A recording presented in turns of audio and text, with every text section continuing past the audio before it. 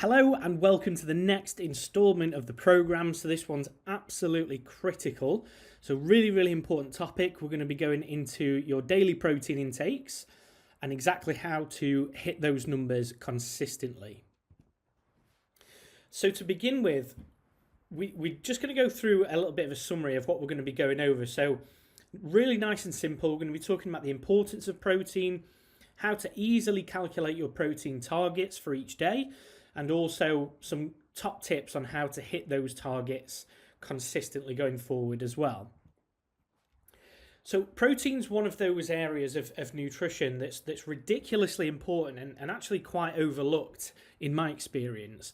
So when it comes to protein, some people have got this conception that it's purely for bodybuilders. It's for those who want massive muscle, and it's not really something that everybody needs to focus on. It really couldn't be further from the truth. So there's lots and lots of research, left, right, and centre, on lots and lots of factors, especially if you're on a weight loss journey. So it helps you feel fuller quicker.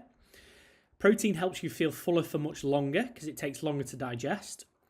When you do consume protein, up to 30% of those protein intakes basically don't get used up or absorbed, for choice of better words, by the body when you consume it. So let's say, for example, if you have 100 calories of protein, this means that after you've consumed those 100 calories, up to 30 of those calories can be lost in the process of digestion, and it's basically released in the form of heat energy. And that's what TEF stands for in that third bullet point. So that's the thermic effect of food. So again, you can start seeing this stacking up now when it comes to the benefits to a weight loss journey. It helps with lots of other areas. So it obviously, of course, helps with growth and repair. When you digest protein, it digests into amino acids, and they're basically the fundamental building blocks of your muscle tissue. So once you've done your training, you're going to be growing and you're going to be repairing that muscle tissue as well. So a key topic is body composition preservation, which not a lot of people know about. When it comes to protein, on a weight loss journey in particular, it's really important that we try and hit our targets as much as possible. So let's say, for example, if you have one person who doesn't hit their protein intakes, and then we have person number 2 who does hit their protein intakes every day. They're both in a calorie deficit so that they lose that weight week in, week out, happy days. However, the person number 2 who does hit their protein intakes on a day-to-day basis is also simultaneously going to be preserving that muscle tissue throughout that weight loss process. Now, this needs to be coupled with resistance training as well, so you're obviously testing that muscle tissue too. So once you've got those two boxes ticked, the workouts and also hitting your protein intakes, now when you're losing weight, you're preserving that muscle mass, and the only place now that you can lose weight from is your body fat. So now we have the preservation of that body composition too, so that you don't get to the point where you hit your goal weight and you're still not quite happy with your body composition. You've still got a bit more work to do. So really important for that reason as well. And protein helps with so many other processes from a health perspective within the body as well. So please don't overlook protein. This is critical for absolutely everybody. So to begin with, what we need you to do is to have your body weight in kilograms ready. And then what we're going to do is keep it nice and simple. And we're going to multiply this number by between 1 and 1.8. So I've given you an example just at the bottom there. So let's say, for example, there's a 90 kilogram individual. We multiply that by 1.4, which is somewhere in the middle of that range. And this comes out at 126 grams of protein per day. Now, what we need to do is just think to ourselves, what's happening with your training? So if you are, let's say, working out twice a week and they're pretty steady sessions, you might be sort of further down towards the bottom end of that scale, maybe 1.1, 1.2. And let's say, for example, if you compare that to somebody that's working out 5 or 6 times a week, taking it incredibly serious, really high volumes of workouts and intensity, lots of muscle tissue repair needed, they might be much closer to that maybe 1.7, 1.8 mark. So again, you just need to place yourself along that spectrum. And if you're somewhere in the middle, let's say if you're working out generally 3 times a week, Moderate sessions, you're not going for a PB in every single session by no means, but at the same time, it's a good workout and you're staying consistent with that each week. It might be somewhere in the middle, like in the example at 1.4. So when it comes to protein, a lot of people feel as though it's really important that you need to spread that protein out throughout the day. Now, there's some research that's been published recently that's taken a look at this exact topic to see if we can actually utilize all of the protein that we consume in one go, if there's a large amount consumed at once, versus if we actually really need to be spreading that out because maybe there's a ceiling, we can only utilize a certain amount of protein in one go.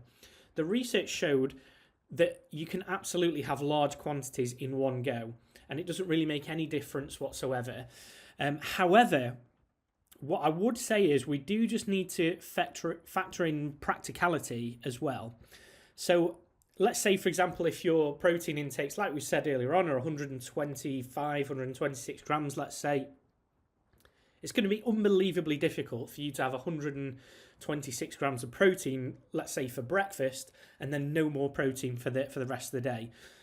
And also on top of that, it's going to be hugely impractical for you as well. So purely from a practicality perspective, it just makes sense to be pragmatic around spreading it out throughout the day. However, some people get a little bit, I suppose, freaked out when, they want to spread it out throughout the day, but there's a little bit of a peak in the middle of the day maybe. It doesn't really matter. So from this research, we know that it can absolutely fluctuate a little bit throughout the day.